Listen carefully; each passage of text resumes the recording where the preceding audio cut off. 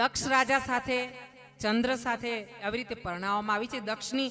દક્ષની સાથે 60 પુત્રીઓ પરણાવવામાં આવી છે અને એ બધી પુત્રીઓમાં દક્ષને પણ એક પુત્રી થઈ છે. એ પુત્રીઓમાં એક પુત્રી એટલે આપણી માં સતી.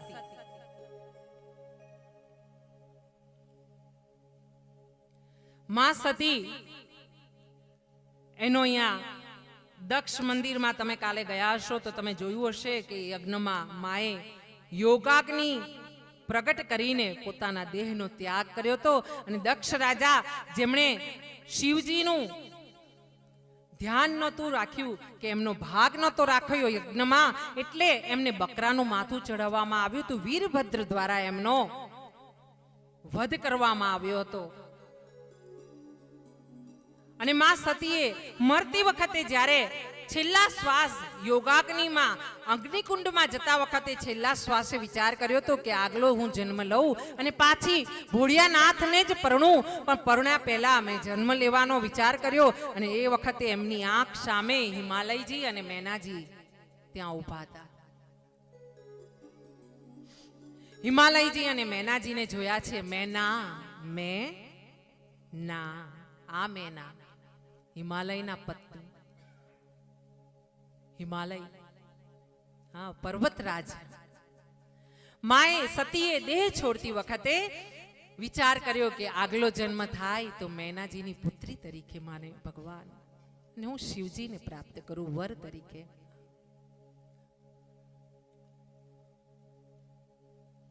માં સતી ફરીથી મેનાજીના પુત્રી તરીકે પર્વતરાજના પુત્રી એટલે પાર્વતી કહેવાયા. વનમાં ગયા અને તપ કર્યું. હજારો વર્ષના તપ કર્યા. પાણી પીને તપ કર્યું, હવા પીને તપ કર્યું, પર્ણ ખાઈને તપ કર્યું એટલે અપર્ણા કહેવાયા. પર્ણ છોડી દીધા એટલે અપર્ણા કહેવાયા. આ રીતે ધીરે ધીરે તપ કરતા કરતા માનો આ ગોરો ગોરો વાન હતો ને તે શ્યામલ બન્યો એટલે ધીરે ધીરે માં કાલી કહેવાયા. અને એવા સમયે નારદજી પધાર્યા, આવ્યા હિમાલયના દ્વારે અને હિમાલયજીએ કીધું કે અમારી કન્યા છે ને એમના માટે વર હવે શોધવાનો છે આપણે. નારદજીએ કીધું કે વર તો મળશે પણ આખા શરીરે ભસ્મ વાળો, દિગંબર, જટા જૂટ લિબાસ વાળો મળશે. તમારે દીકરીના નસીબમાં આવો વર છે. ભૂતડા એની આગળ પાછળ ભમતા હશે. મેનાજી અંદર હતા મહેલમાં. એમણે સાંભળ્યું ને એમને તો ધબકારો હાયકારો થઈ ગયો. મારી દીકરી રાજકુમારી